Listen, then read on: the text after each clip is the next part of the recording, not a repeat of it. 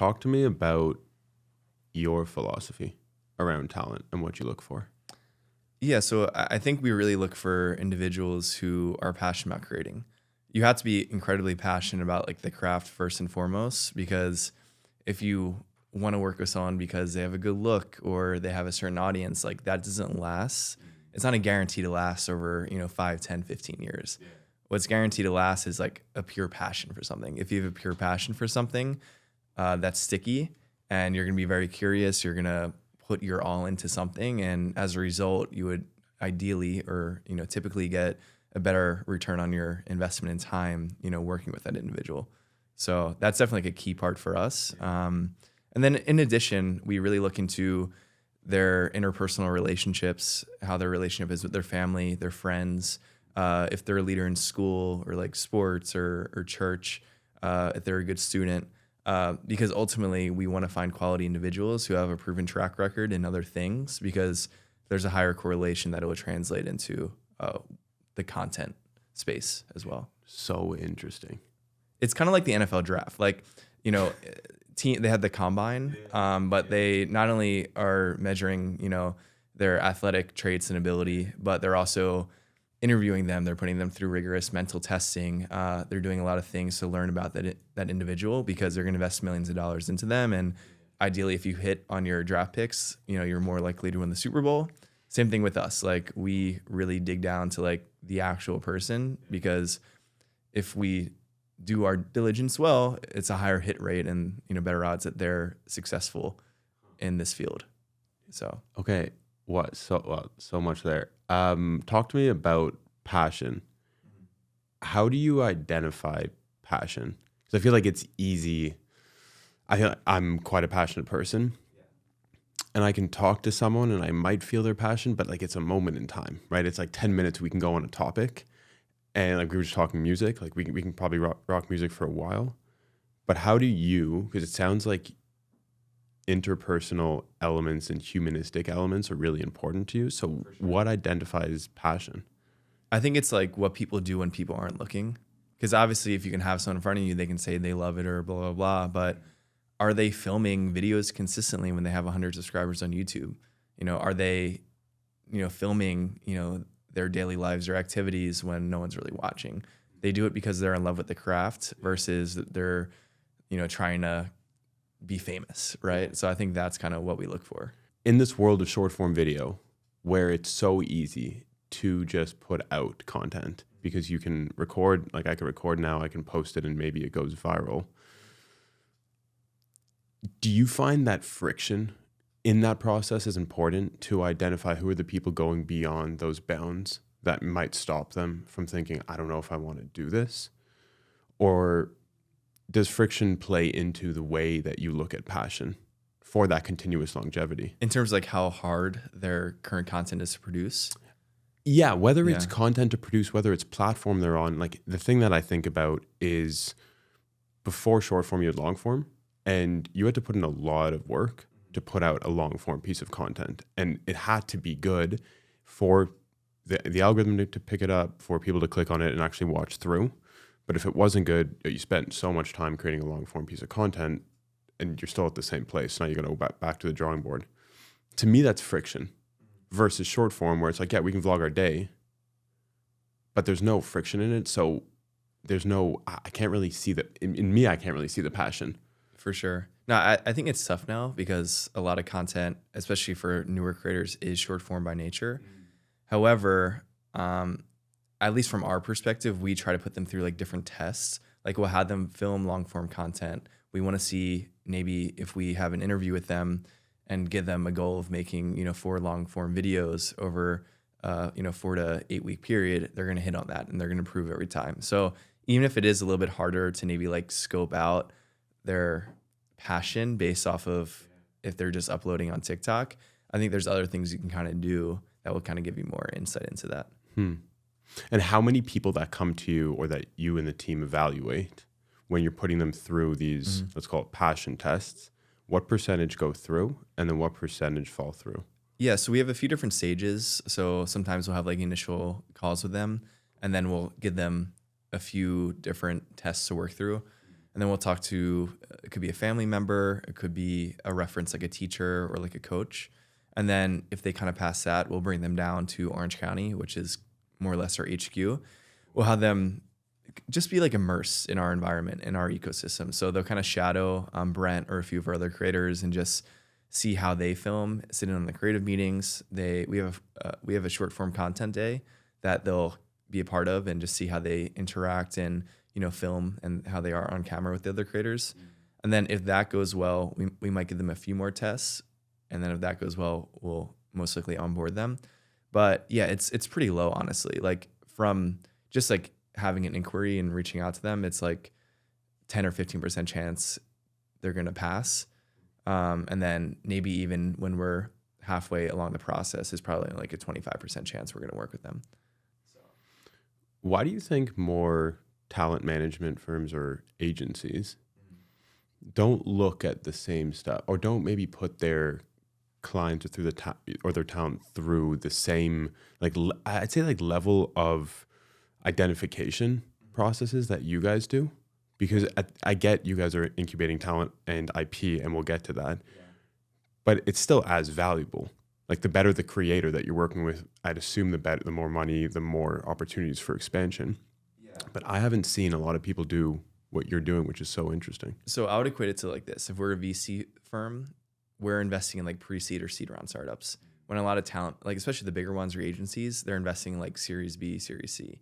Like the bigger management companies only want to sign established creators who can, you know, be solid businesses for them, so it's worthwhile for their time. We're investing in someone who shows potential but hasn't proven it yet. So that's why we put them through like a lot of, you know, tests just to make or like not to make sure, but to evaluate to see if they have a higher likelihood of getting to the point, you know, of them being like a really premium and high-end creator. And that's ultimately what we're betting on. Like we want to find the next startup at a pre-seed stage and then help them IPO and become a multi-billion-dollar company, but in like the creator world. And also too, management companies are more or less service-based businesses, and ours is a little bit more intertwined. So a lot of our creators are filming with each other. They're relying on each other for growth and distribution and, you know, content. So we have to be like very particular about how we bring on, because they're really immersed with like a few dozen people that we work with on a day-to-day basis. Management companies are more so siloed. So you're just like servicing that client and it doesn't really affect the rest of the business. I can see this coming through, knowing that in your past you started a bunch of companies, and a lot of those companies focused on community and focused on connection with other people, like for that creator. It makes a lot of sense that you are who you are and like you think of the way that you do because of the companies that you've built. I want to take it back a little bit. Talk to me about like the origin story of Community. Not Community is the word, but Community, the app that you ended up working on. Yeah. So this is around like 10 years ago. So I went to school at Rutgers and I interned at an agency in New York City, and we did brand partnerships for, you know, different companies like Jimmy Kimmel Live or Reddit or Manny Pacquiao.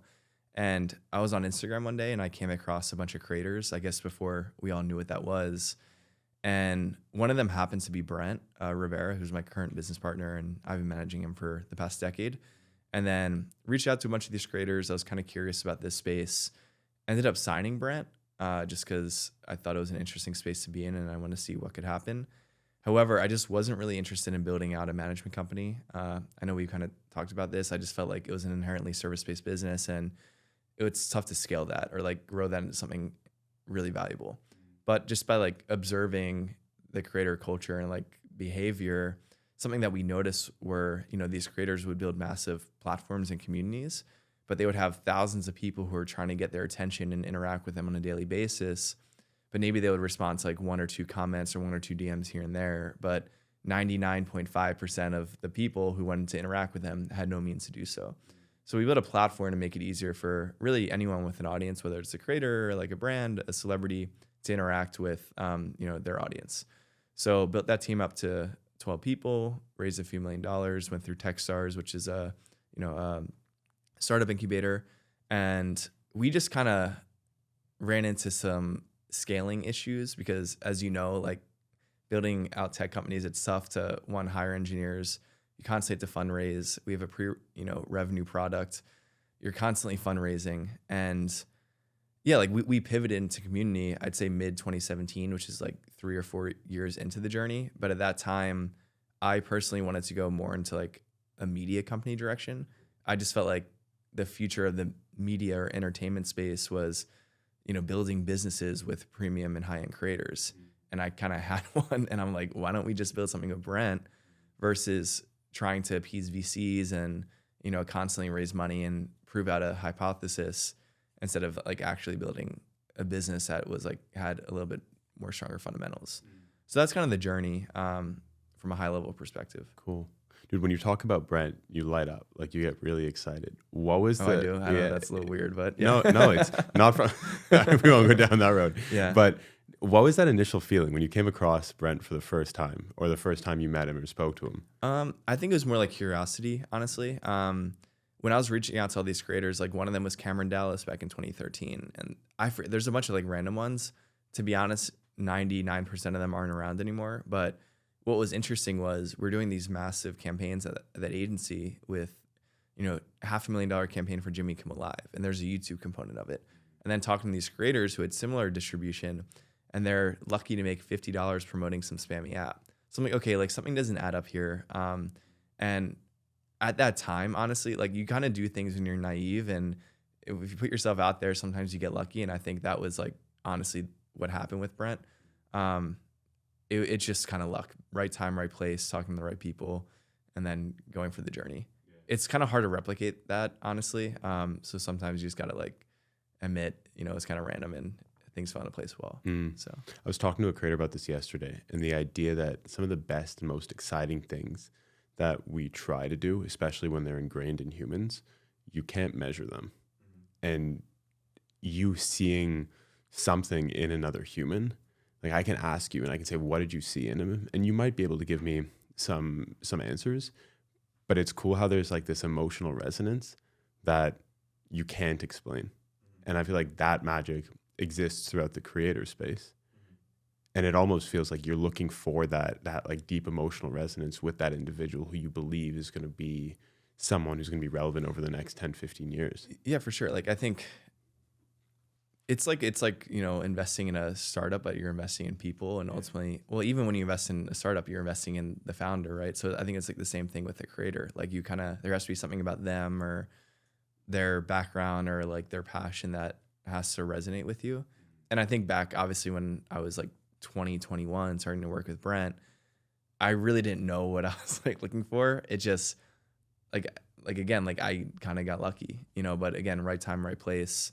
And that industry, like a lot of people who got into it back then, they run some of the biggest companies now because like they were curious, like they were just like wanting to see if they can grow with it. And that's kind of how the best things work. Now it's like, it's more of a mature industry, even if it is still new. Yeah.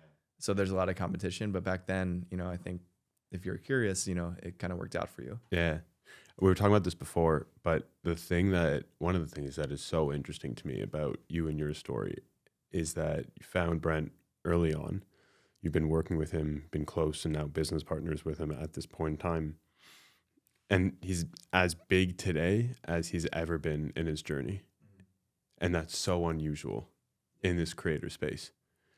Tell me, like, from your perspective, what is it about Brent and how he approaches it or how you approach it that has led to this incredible longevity? Yeah, I think for him, he's just incredibly passionate about it. He actually had like an acting background, and he would go on auditions. He grew up in Orange County, and he just you would go to these auditions, spend all day there, and then you get turned down, right? And you go up and there's 100 kids who look just like you.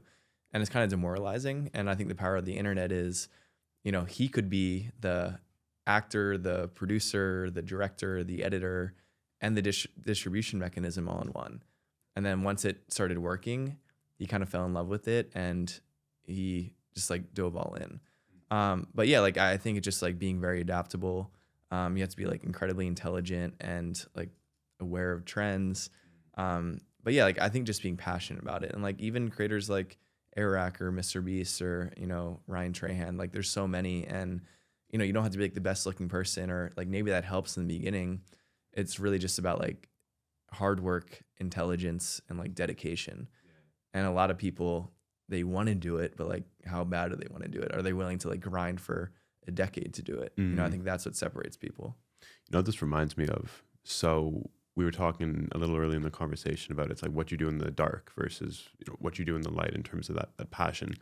And I've been studying Drake a lot now, not only because I'm from Toronto, but I think he's a fascinating case study. And before he got on the scene as a rapper, he was acting in Degrassi for like 6-7 years. Only Canada kind of knew about Degrassi. If he left Canada, no one would have any idea who he is. So here's someone that puts in so much work, that's like decently well known in Canada or in Toronto for 6-7 years, gets media trained, yet still doesn't get that notoriety.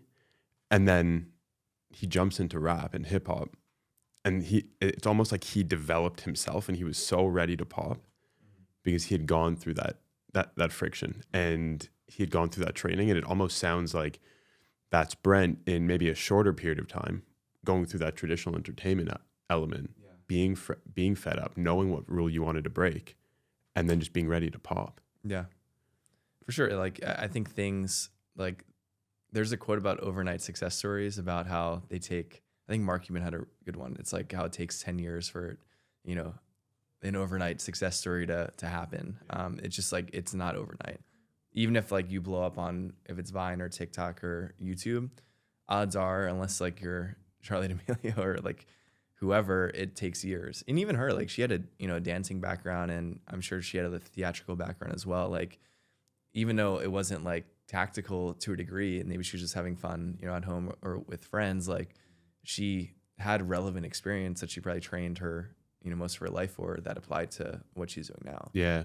So when you're working with creators under AMP Studios, and as you said, you find them when they're like essentially in the minor leagues, and they start to see a lot of success and they really start to pick up traction, how do you remind them that like the success you're seeing today is great, but it doesn't indicate anything for the future? Like, you still have to be on your process. You still have to be on your path. I think it's like a continuous like process. And I think what's cool is everyone's surrounded by good people. And like some of our biggest creators who've been around for a while, like a Brent and a Ben Azelart, they're really focused, they're humble, they're just like really good people, and they like give time and energy to invest in smaller creators. And also too, like they're kind of proof of what your career could look like in 5 years. Now Ben has like a massive warehouse space that's several thousand square feet. He has 5 to 10 full-time employees. And he's like a really great, humble kid. So yeah, just because it's kind of like a trap. It's like, I have a quote where it's like, we're not trying to take a shortcut to the middle. We're trying to, like, we don't want to be in a situation where we help someone go from 10,000 to 5 or 10 million within 1 or 2 years. A lot of people will be like, oh, that's it, I made it. And then if you kind of chill out at that point, you're going to die out like, 90 some odd % of the rest of the creators in the industry. You have to use that as an inflection point to really double down and grow, because your audience, your platform, your business can, 5-10x from there if you really double down into it. So I was talking with a friend of mine who's an amazing podcaster a couple of months ago. And whenever I interview creators, a lot of the creators that I like to interview are those that I feel are underrated or on the come up. And I love asking the question, do you feel you're underrated? And his answer to me was, yes, I am underrated, but I like that I'm underrated because I go at my own pace. Like, no one else is dictating my career. I get to dictate my career. It almost feels like today it's hard to dictate your career because we're so algorithmically driven with short form. So how do you, with the creators that you work with and are under AMP, what are the processes in place to help them kind of stay grounded so that the ego doesn't get so much bigger than the career and the craft? I think a lot of it comes down to our culture, and just like having good people, whether it's people like on my team or the rest of our creators or our production team. Like, we really just try to create a healthy culture where everyone's like positive, like humble, really focused. Cause like the whole thing is like, I don't want to cater to talent and like service talent, cause then you're kind of like you're kind of, it changes the dynamic of the relationship. I view us when we go into business with them as partners. And not only should we hold them accountable, but they can hold us accountable. And I think it kind of changes the dynamic of the relationship, where a lot of the entertainment industry is predicated on, an agent or a manager kind of like working for the talent. And obviously we're going to do our best to make sure like they're getting the incredible opportunities that they rightfully deserved as being part of our ecosystem and, being in this industry. However, like we're in this together, we're partners, we're both investing a lot of time, energy, and resources together. So if there has to be a hard conversation, we can have that conversation, and there should be mutual respect, not like one party being out of line for that. Yeah. So, and are they aware when they start working with you and AMP that they are your partner compared to just being a talent? Yeah. So I would say so. Cool. And I would say in the beginning, we kind of started it where we're just trying to figure it out. And I would say the nature of the relationship, especially with the newer creators, like we're pretty, transparent, like, hey, this is a partnership. Just because, we're all investing a lot into this, and we've really proven out our model. And I think, it's worthy of that. And we want to be fair. Like, it's not like a partnership where one party is unfair to the other, or, it's not healthy. Like, it's a true healthy relationship where both parties benefit. And even for the original ones, like Ben Azalard, who's been 5.5 years with us, when we started working with him, he was a 15-year-old kid, from Hawaii with 10,000 followers. Now he has over 40 million. He's 21. And, Ben and I and Brent, like, we've told each other we want to work together, for life. So it's a stronger connection and bond than like, hey, we're just going to like bring you deals and stuff like that, Yeah. When you go into this partnership with the creator, what do you expect out of them? Honestly, just expect them to give it their all and effort. Because like from like a numbers perspective, it's kind of hard to be like, oh yeah, we expect you to get to 50 million within 5 years. That's a result from like the process. And as long as they're putting in their all and they're passionate about it and they're committing their time and energy and, they're taking it seriously, that's all we can expect, because we know the results will happen For sure. What I like so much about how you operate and what you're building is, earlier on, I asked, like, what do you look for in the creator and how do you assess passion? And one of the really interesting things you said was it's the interpersonal relationships. We got to look, are they a leader? How are they in their community with their family? And then I also asked, how do you keep them grounded? And you talk about, well, it's the people around you at AMP, the other creators, that you're all grounded. You guys stay humble and everyone holds each other accountable. It's really nice to see like that through line from when you start to how you continuously operate, because to me that's proof in the pudding. Like, you really live that element of it's the people around you that are going to help you get to the top. Yeah, it's interesting. Like, we did a campaign with the Army, and we were on like a base in South Carolina. It was like in October, and there's a colonel there, and like our thoughts on like building like organizations were like very similar, like the colonel and I have no experience in the Army.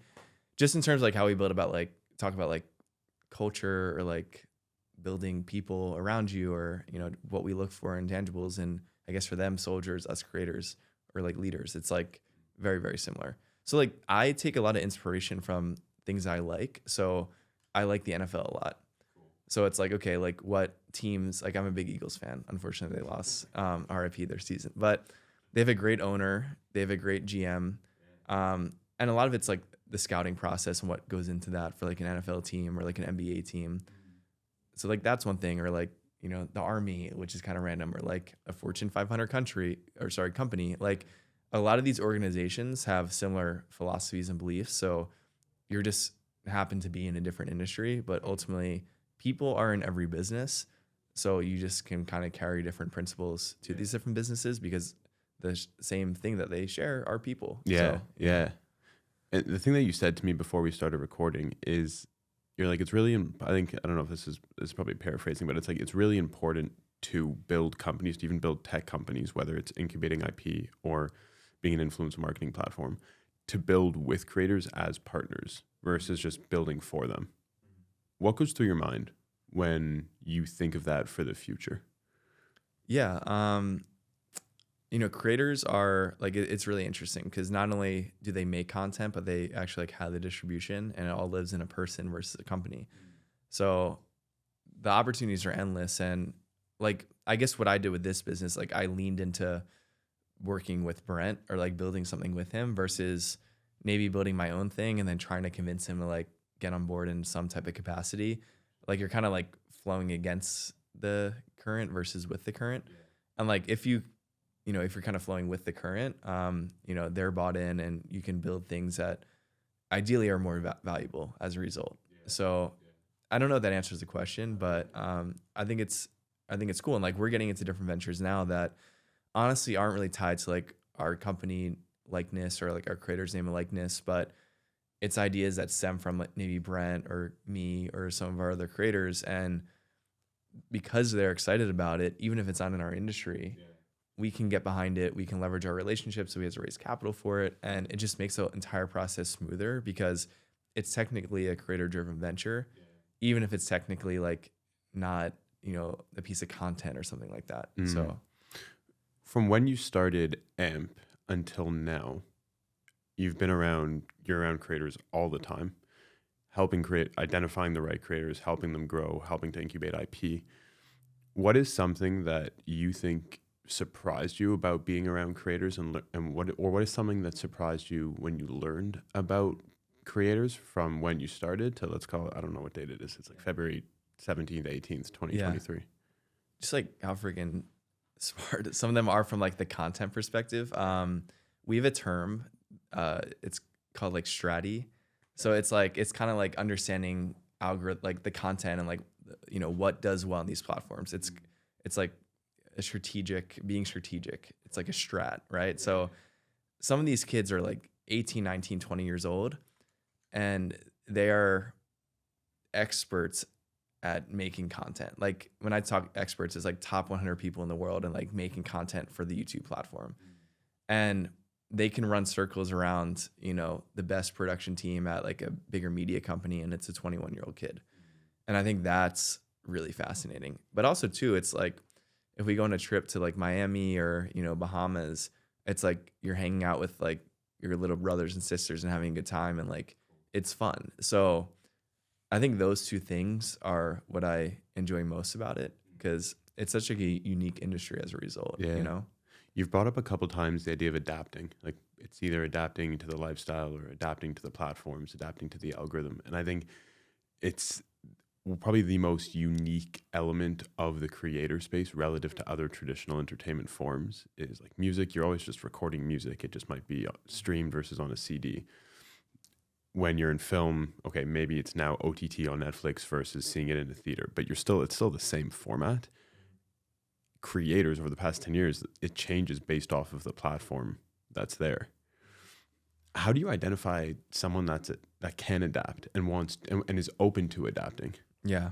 It's kind of like that strategy thing I mentioned. Yeah. Like, so we try to figure out how analytically inclined they are when we're interviewing them. And some of them, they can give examples of how they've created content for the platform and how the platform has changed throughout a certain period of time and how they change as a result. Some of them being in like AP calculus or AP stats. That's interesting as well. But yeah, like we're looking for like the strattiness. Yeah.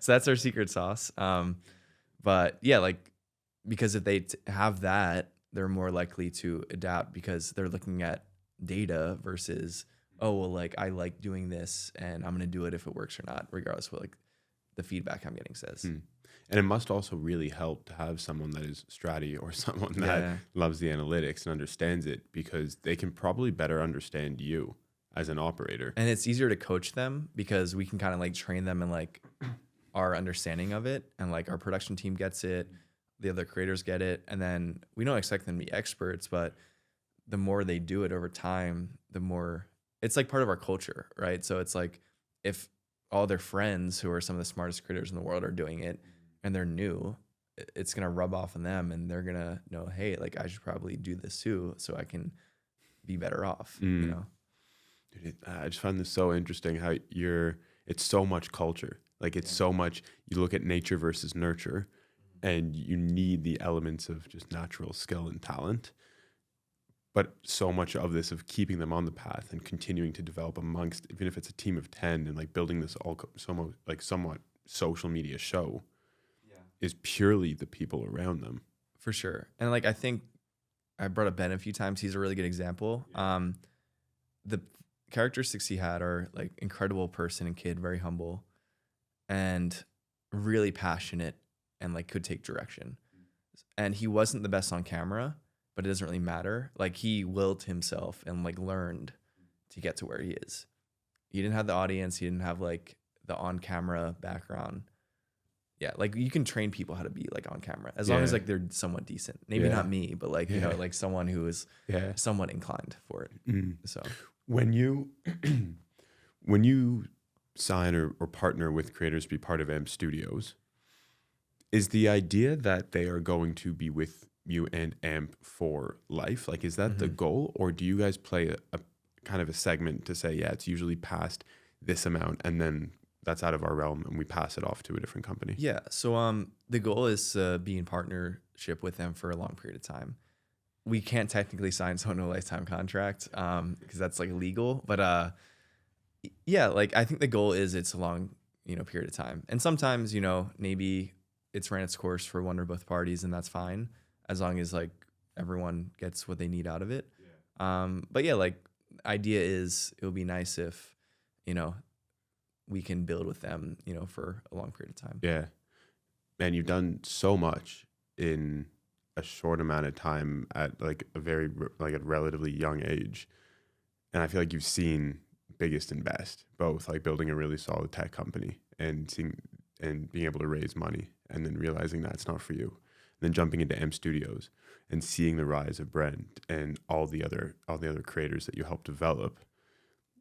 What's next? Like, what continues to drive you? So I think now we've gotten to a point where we've proven out that like we can build out this like flourishing content ecosystem. We're obviously going to add to it because like our core product is content. So like we need to make better and better content, add more creators, train them up, and kind of have this ecosystem even take the next step.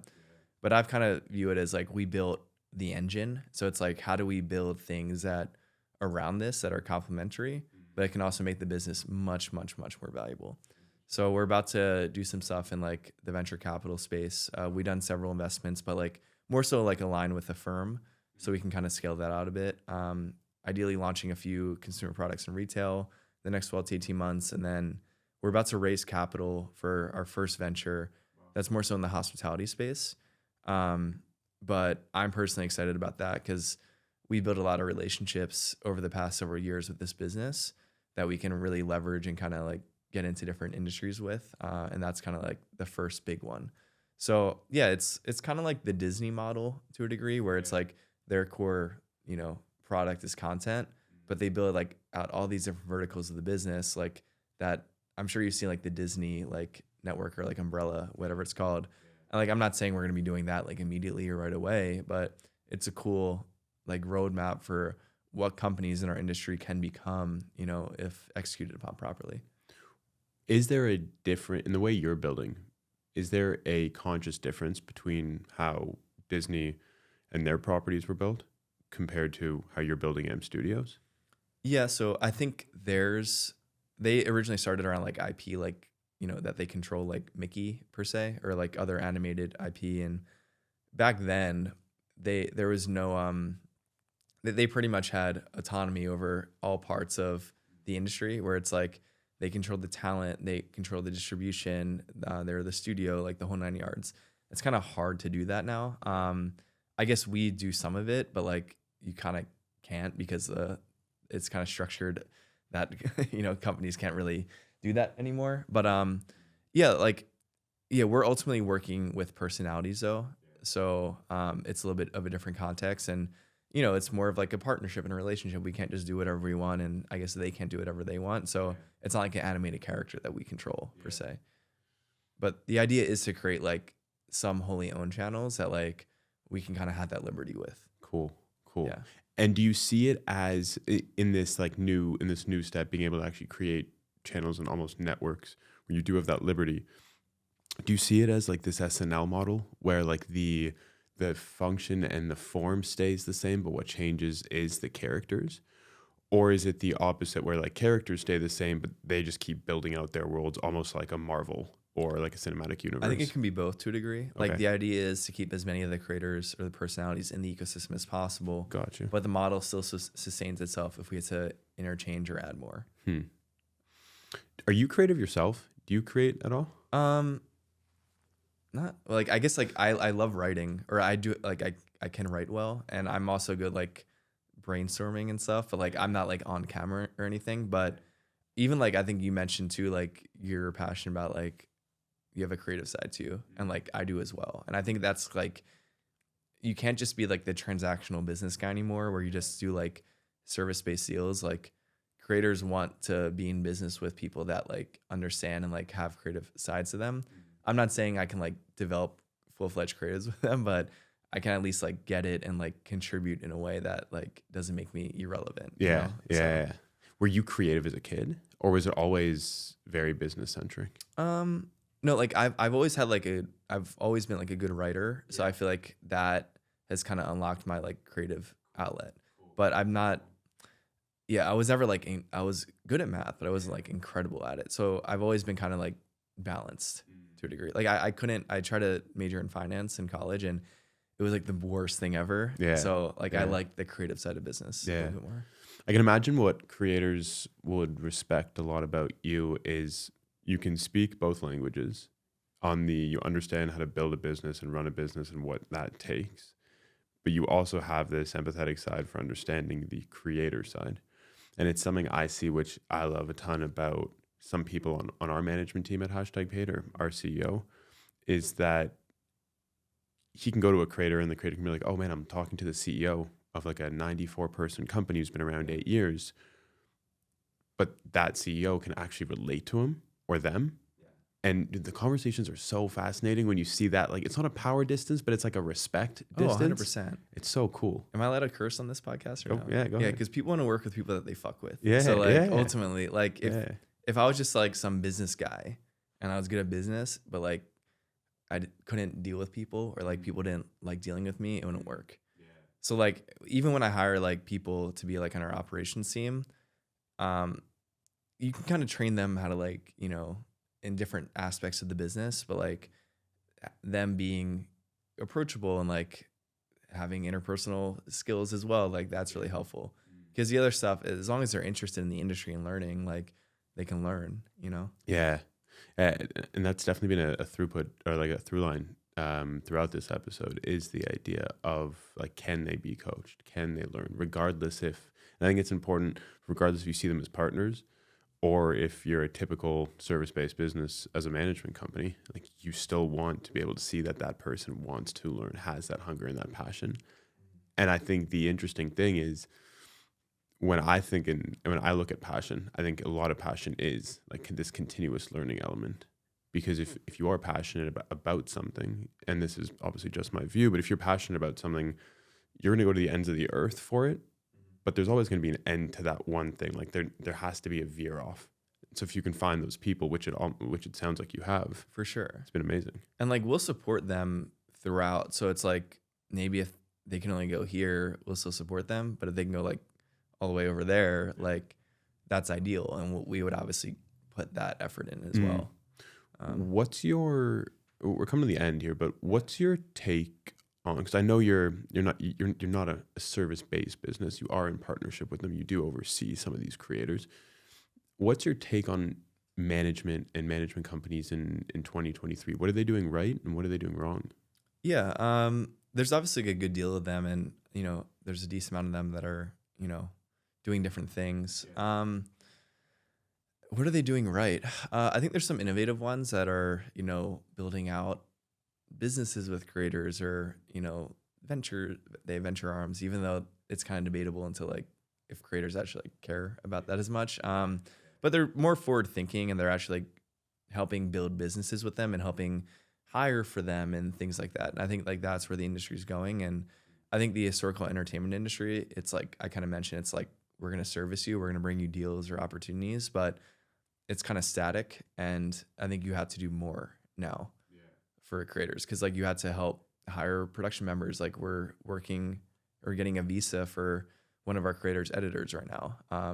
And even like things like that, where it's like that's what they need help with. Like maybe a TikTok brand deal is great, but like, does that help build out the core business and team? Yeah.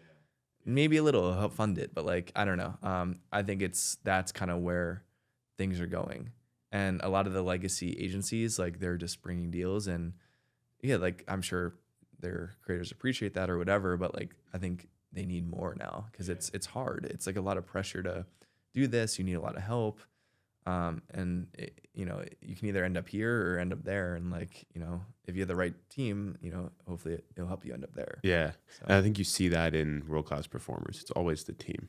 It's like so many people have talent, but if you don't have the right people around you, there's not guidance. You might fall too far down your rabbit hole and burn out before someone's pulling you back to say, hang on a second, like, we see where you're going, but let's veer somewhere else. And the last thing I wanted to ask is, yes, you've been this operator, this entrepreneur on the tech side, and still on the tech side, again, that idea of incubating IP, but you started off in the way you found Brent and started to look into working with Brent was purely around his community. It seemed like, holy shit, look what they have. I want to know today, because it is easier to just post videos and become a creator, is it integral for creators to build a community? Yes. However, there's different types of creators. So like, maybe ones that don't have as powerful as communities, like, I kind of view them as like entertainment providers. Sure. So maybe if you have like entertaining short form content and you kind of figure out how to like be stratty or hacky and like create long form content that people are interested in, that's okay. And maybe like your business model is more like ad based versus like getting people to buy things or like have subscriptions or whatever. But yeah, like, obviously if you can build community, that's incredibly powerful, because you're not really as reliant on like AdSense or brand campaigns or things like that, because you can get people to like actually buy things that you make or listen to your recommendations or convert on actions that, especially at scale, that's like really powerful. Yeah. So I don't think you have to. It's just like, I think there's a little bit more security to it. Yeah.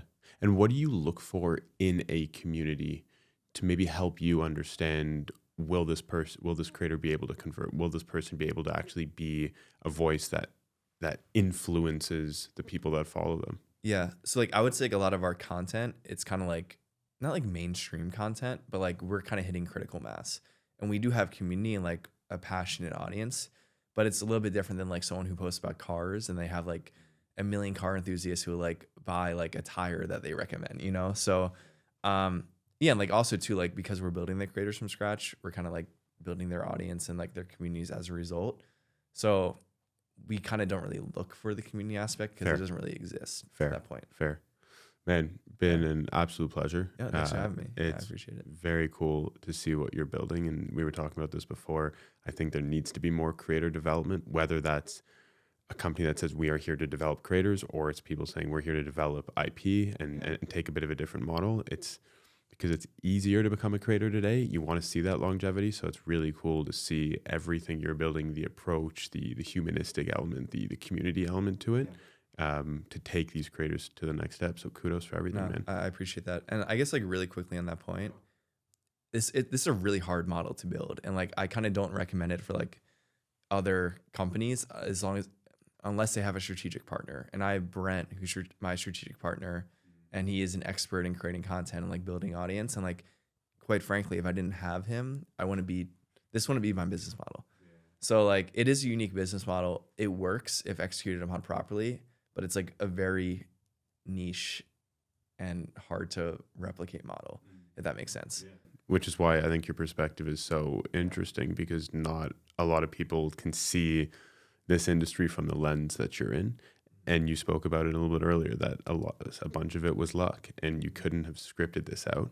But I think that's kind of where the magic happens, and this is what you're looking to build. You just need to try shit. So yeah, that's the lesson. Yeah, so. That, and then one of my favorite producers in the music industry, Kenny Beats, his business is always it's dots. Don't overthink shit. Mm-hmm. It's like you got to try shit and don't overthink shit. Yeah, for sure. Man, been a pleasure. Cool. Thank you for coming on. I appreciate your time.